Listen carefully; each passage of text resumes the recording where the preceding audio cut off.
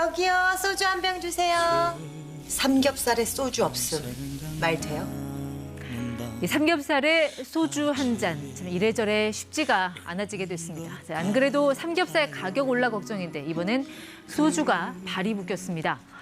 전국 화물연대 소속 노조원들이 6개월 만에 또다시 총파업에 나서면서 소주 출고 차질 등 물류난이 가시화되고 있는데요. 화물차 기사들이 운전대를 놓을 수밖에 없는 이유, 또 우리 생활에는 어떤 영향이 있을지 살펴보겠습니다. 이인철 참 좋은 경제연구소장 나오셨습니다. 네, 수사님 어서 오십시오. 평소 같으면 이제 대형 화물차 쌩쌩 몰고 도로를 달리셔야 할 분들인데 이렇게 거리로 나온 이유가 어디에 있습니까? 그렇습니다. 오늘 0시를 기점으로 해서 화물연대가 무기한 총파업에 돌입을 했습니다. 전체 화물 종사자 42만 명의 5% 선인 한 2만 5천여 명으로 추산이 되고 있는데 네. 이유는 두 가지입니다. 기름값이 너무 많이 올랐다라는 것과 또 하나는 올해 말 일몰 예정인, 종료 네. 예정인 안전 운임제를 확대 시행해달라라고 요구하고 있습니다. 그 안전 운임제라는 게 올해 안에 끝나는 건데 그거를 좀 더 계속하게 해달라 이렇게 요구하는 거네요. 그게 맞습니다. 뭔데요, 근데? 안전 운임제라는 건 최저임금 보장 성격과 연료비 연동제 두 가지를 결합한 형태입니다. 네. 이 화물 운전하시는 분들 과로, 과적 그리고 과속에 노출돼 있는데 적어도 최저임금 수준을 보장하고요. 네. 또 유가가 오를 경우 이걸 임금에 연동되도록 한 제도입니다. 2020년 시행이 됐는데 이게 3년이 일몰이기 때문에 네. 올해 말 종료될 예정입니다. 그러니까 운임 더 받으려고 하루에 두 탕, 세 탕 하면서 생기는 문제들이 결국 과적, 과속 이런 거니까 그런 거를 막기 위해서 최소한의 임금은 보장을 해주자라는 그렇습니다. 제도네요. 그 안전을 위한 거라면서 왜 처음부터 그냥 3년만 하기로 한 겁니까? 정부의 정책은 이 시험 삼아서 한번 도입할 때는 보통 2년 내지 3년 정도 일몰을 둡니다. 네. 그 시행 효과를 보고서 제도 안착 여부를 판단하게 되는데요. 화물차주들의 입장에서는 당연히 운전 시간 줄어드는 대신 수입이 좀 늘었습니다. 네. 하지만 이 사업주 입장에서는 인건비 부담이 늘어났다. 수출 경쟁력이 좀 악화되기 때문에 연장은 불가능하다라고 맞서고 있습니다. 양측의 명분이 다 나름대로 이유는 있네요. 근데 이 제도가 일몰 시간이 도래하는 게 12월 31일이라고 하셨잖아요. 아직까지 그렇습니다. 기간이 좀 남아 있는데 지금 꼭 파업에 나서야 하는 다른 절박한 이유가 있는 겁니까? 아마 지난해 11월 말에도 사흘 동안 화물연대가 같은 이유로 총파업을 돌입한 바가 있습니다. 아마 국제유가 기름값이 얼마나 뛰었냐를 보면 네. 왜 거리로 뛰쳐나왔는지를 알 수 있는데요. 아마 2년 전 기름값 기억하세요? 2년 전 그때 국제 선물 가격으로 마이너스였던 건 기억이 납니다. 그때는 맞습니다. 지금 가격을 상상을 못했죠. 상상을 맞습니다. 했어야 되는데. 당시에 휘발유 가격 기준 배럴당 20달러 수준이었고요. 지난해 1년 전만 하더라도 휘발유가 60달러였는데 네. 지금 화물차는 주로 경유 기름 이용하잖아요. 서민연료 경유 가격도 지난해 11월만 하더라도 배럴당 1,600달러를 밑돌았습니다. 그런데 지금은 어떠냐? 지난달 말부터 네. 배럴당 지금 리터당이죠. 리터당 2,000원 선을 웃돌았고요. 휘발유 가격을 역전하는 양상까지 나타나니까 네.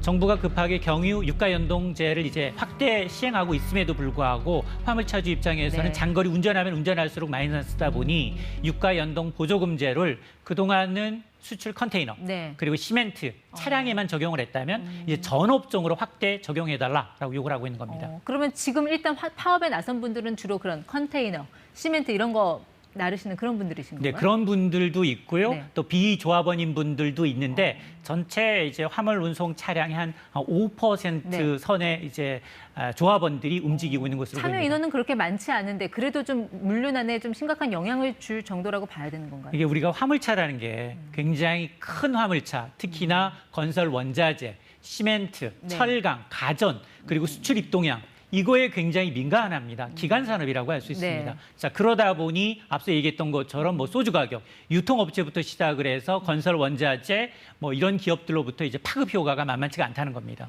실제로 그런 어떤 물류난이 좀 피부에 와닿을 정도로 좀 나타나고 있습니까? 아마 오늘 편의점 가서 소주 사시려는 분들 아마 급하게 생겼습니다. 아마 이제 판매 못하는 편의점도 나타날 수 있는데요. 네.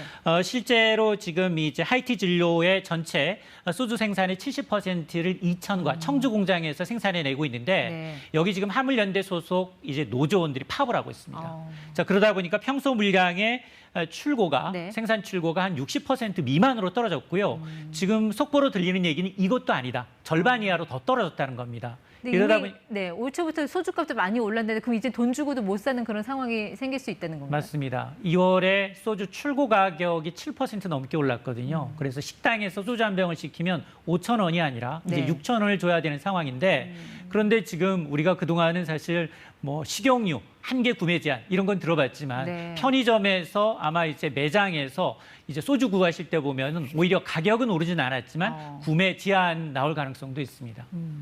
우리가 보통 물류를 이제 산업의 동맥이라고 하잖아요. 이제 최대 물류 항만이라고 하면 부산항을 들 수 있는데 부산항 지금 상황 보면은 벌써부터 이제 컨테이너들 적체율이 굉장히 높아지고 있는 그런 상황이에요. 맞습니다. 수출 전선에 이상은 없겠습니까? 일단 장기화되면 이상이 생길 수밖에 없습니다. 지금 현재 정부 주무부서가 국토부입니다. 네. 국토부에 따르면 전국에는 12개 항만은 정상 가동되고 있다라고 밝히고 있는데 문제는 화물 운송이 적체가 되게 되면 거기에 화물이 쌓입니다. 네. 그 화물을 빼줘야지만이 적재할 수 있는 공간이 나는데 이게 장기화되고 그리고 이제 이 파업의 강도가 높아지게 되면 봉쇄를 시도할 수 있고요. 네. 이렇게 되면 지금 하고 있는 뭐 내수 판매뿐만 아니라 수출입 동향 여기에다가 원자재 수입까지 연쇄적으로 피해가 늘어날 수 있습니다. 어떻게 보면 오히려 반도체 같이 부피가 작은 제품은 오히려 물류 부담이 좀 덜하고 다른 대체 운송 수단이 있겠지만 철강이라든지 정유 같은 거는 이런 대형 화물차를 이용할 수밖에 없잖아요. 오히려 이런 맞습니다. 업종에 좀 타격이 있을 수는 있겠네요. 맞습니다. 지금 철강의 경우에는 포스코 제철의 경우에는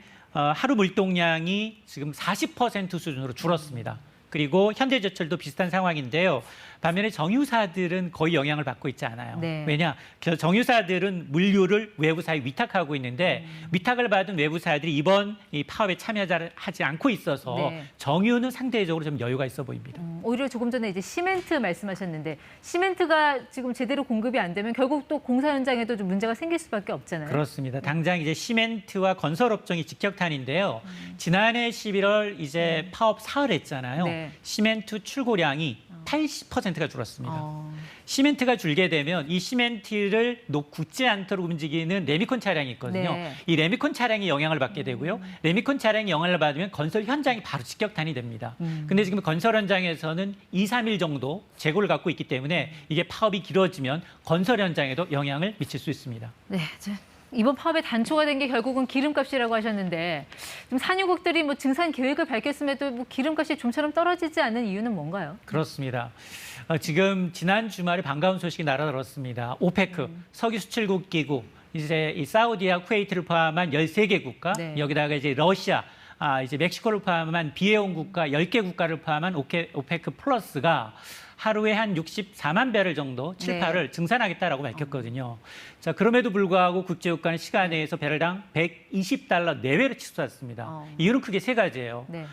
미국의 주간 원유 재고량이 발표되는데 재고가 너무 빨리 줄고 있다. 네. 여름 휴가철을 앞두고 기름값이 뛰지만 수요가 너무 폭발적이라는 거고요. 네. 또 하나는 중국의 봉사가 완화되고 있습니다. 수요가 늘어날 거다. 잠재적 수요가 늘어날 가능성이 있고요. 또 오페크 증산 합의했는데 과연 철저히 이루어질까 이런 네. 의문도 있습니다. 이거 뭐 순 거품이야. 연말에 다시 60달러로 떨어질 거라는 그런 조짐은 아직까지는 없다라는 말씀이군요. 맞습니다. 네, 알겠습니다. 지금까지 ETY 이인철 참 좋은 경제연구소장과 이번 파업의 배경, 또 여파, 그리고 기름값 전망까지 알아봤습니다. 고맙습니다.